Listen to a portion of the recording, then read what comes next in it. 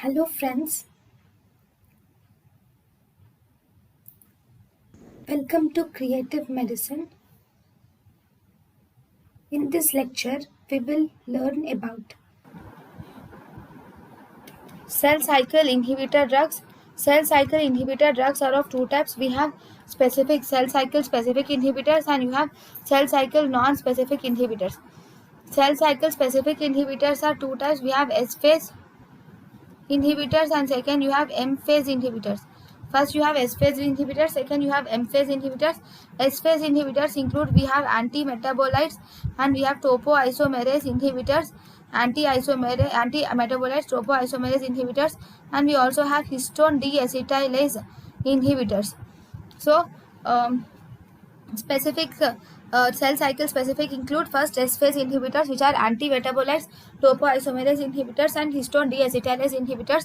Then M-phase inhibitors. M-phase inhibitors include vinca alkaloid cercine and also you can do taxanes or else you can do eribulin or estramustin. So M-phase inhibitors are vinca alkaloids, taxanes, eribulin and estramustin are M-phase inhibitors. Then if you see non-specific inhibitors, we have alkylating agents are the non-specific inhibitors. Then we have anti-tumor antibodies, alkylating agents, anti-tumor antibodies and platinum compounds are seen. Alkylating agents, anti-tumor antibodies and platinum compounds are non-specific cell cycle non-specific inhibitors. Now you have alkylating agents. Alkylating agents, the mechanism of action of alkylating agents are they undergo intermolecular cyclization and they form carbonium ions. Now these carbonium ions will actually attack the DNA. They will attack the DNA and they will transfer the alkyl groups of DNA. They will attack the DNA and they will transfer the alkyl groups of DNA and they cause mispairing of guanine and thymine. And they cause cell death. So because they attack the DNA and thus they cause cell death. If skips the cell checkpoint, then it causes secondary carcinoma development will occur.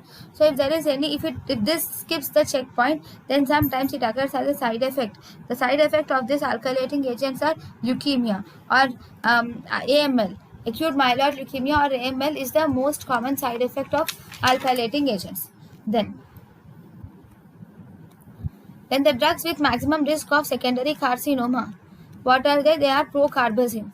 Procarbazine drugs are maximum risk of secondary carcinoma. Then we have maximum susceptibility at G1S phase is seen.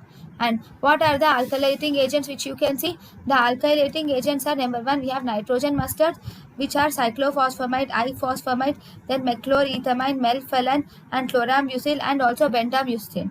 And we have nitrosoureas. What are the nitrosoureas? They are carmucin, lomustine and semustine. Carmucin, lomustine and semustine are nitrosoureas. Then those which are acting by triazines or methylation. They include dacarbazine, procarbazine and also temozolomide. And we also have miscellaneous agents like we have busulfan is present and we have altritamine is seen and also we have thioteta. Okay, busulfan, altritamine and thioteta are present. Now we have nitrogen mustards. Nitrogen mustards are we have cyclophosphamide. In cyclophosphamide, this is activated by hepatic biotransformation and it gets converted to cyclophosphamide will form aldophosphamide. Cyclophosphamide will result in aldophosphamide and this aldophosphamide is degraded to acrolein. It is degraded to acrolein. So if you see cyclophosphamide gets converted to aldophosphamide and it is degraded to acrolein and this aldophosphamide is the one which is responsible for developing hemorrhagic cystitis. Hemorrhagic cystitis is mainly caused by this acrolein. Acrolein will cause hemorrhagic cystitis. To prevent this hemorrhagic cystitis, we should give the treatment is we should give rigorous hydration should be given to the patient and we should also give mesna. What is mesna? Mesna is mercaptoethane sulfonic acid should be given IV to the patients.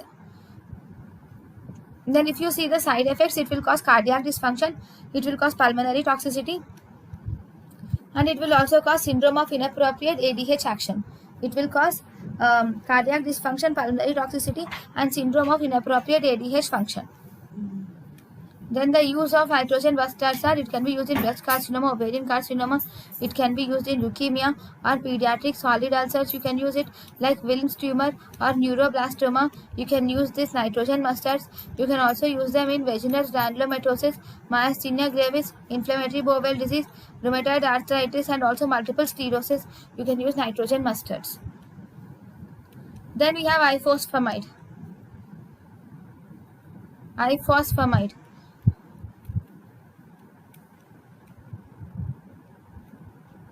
So ifosfamide, it has chloroacetaldehyde. Ifosfamide is divided into two types. One, we have chloroacetaldehyde. Second, we have acrolein. Chloroacetaldehyde is actually acrolein causes hemorrhagic cystitis, whereas chloroacetaldehyde is responsible for nephrotoxicity. It also causes neurotoxicity. Then the uses of this ifosfamide are, you can use osteosarcoma and testicular carcinoma are the uses of ifosfamide. Osteosarcoma and testicular carcinoma. Then we have methchlorothiamine. Methchlorothiamine is used in Hodgkin's disease. It is used in Hodgkin's disease. Then we have melphalan. Melphalan is the drug of choice in multiple myeloma. Then we have chlorambucil. Chlorambucil is the thing which is used in chronic lymphocytic leukemia. Then we have bendamustine. Bendamustine is useful in drug-resistant chronic lymphocytic leukemia, and it is also responsible for Hodgkin's lymphoma and non-Hodgkin's lymphoma. So bendamustine is responsible for drug-resistant chronic lymphocytic leukemia, and it can also cause Hodgkin's lymphoma and non-Hodgkin's lymphoma. Then we have nitrosoureas. In nitrosoureas, you have carmustine, then we have iomustine, and you have semustine. Carmustine, iomustine, semustine, these are actually highly soluble, and these will cross the blood-brain barrier. And they are used in the treatment of brain tumors, or you can use them in gliomas. The side effect of these nitrosoureas are, it causes delayed neutropenia. This will result in delayed neutropenia. Then the next important drug we have is streptozocin. Streptozocin it will destroy the beta cells of the pancreas. It will destroy, and thus it is used in islet cell tumors. It destroys the beta cells of pancreas and thus used in islet cell tumors. It has minimum bone marrow toxicity. And it is used in islet cell tumors. Then the next important drug is we have trienes. Trienes include, number one, we have dacarbazine. Then we have procarbazine. These are trienes.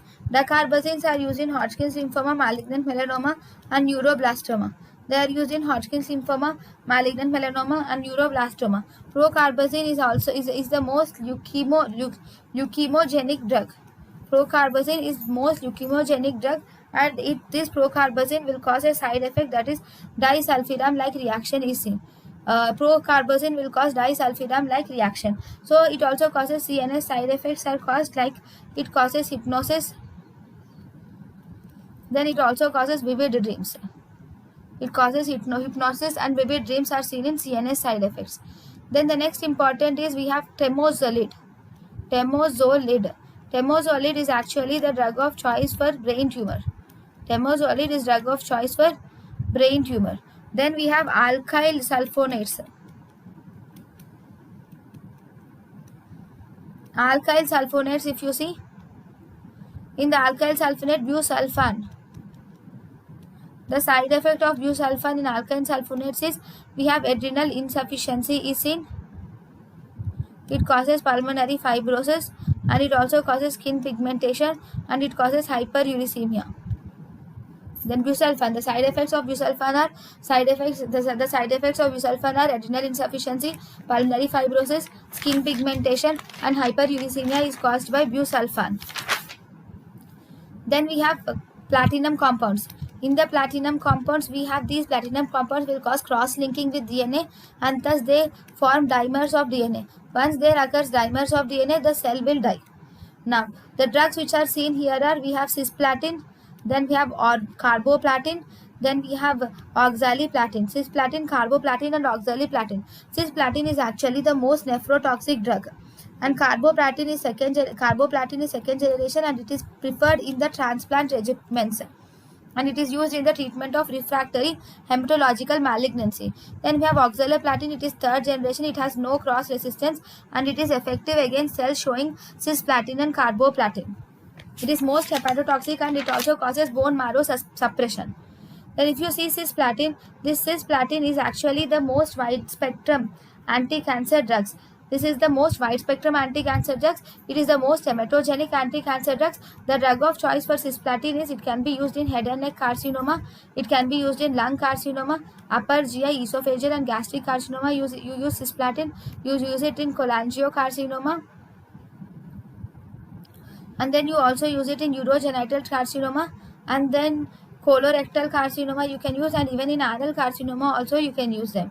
So if you see the regimens, especially testicular carcinoma, we have you have BEP regimen, which is bleomycin, etoposide, and also we have platinum compounds. Bleomycin, etoposide, and platinum compounds are seen in testicular regimen. Then we have colorectal carcinoma.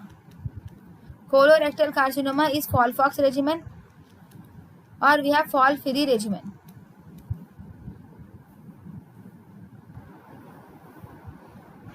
So FOLFIRI includes, number 1 we have folinic acid, then we have folinic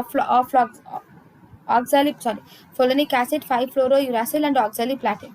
Folinic acid, 5-fluorouracil, and oxaliplatin. Then in FOLFIRI we have folinic acid again, then we have 5-fluorouracil, and here irinoplatin is present. Irinoplatin is present.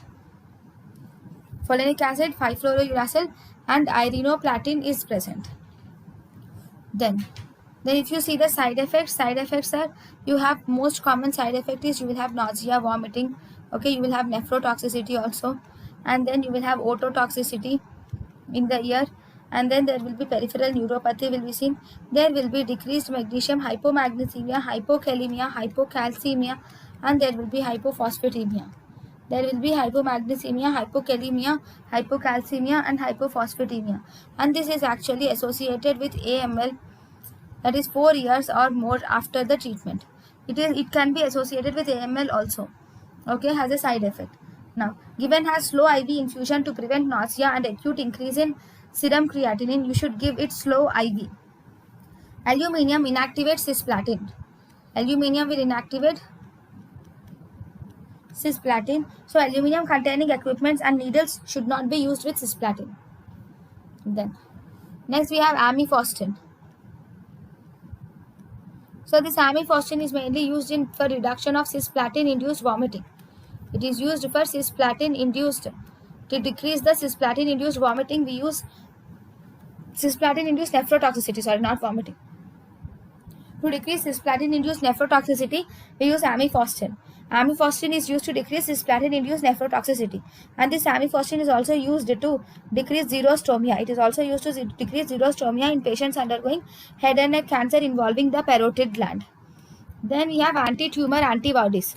So in anti-tumor antibodies we have biotics. Anti-tumor antibiotics we have bleomycin, then we have anthracycline, then we have dactinomycin. Bleomycin, anthracycline, dactinomycin, and we also have mitomycin C.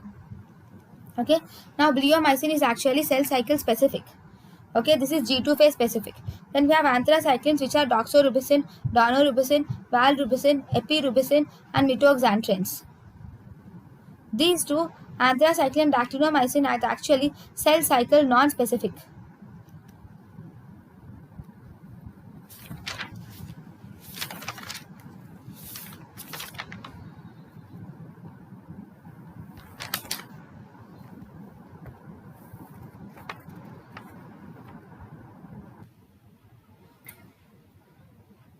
Thank you, and thank you for watching.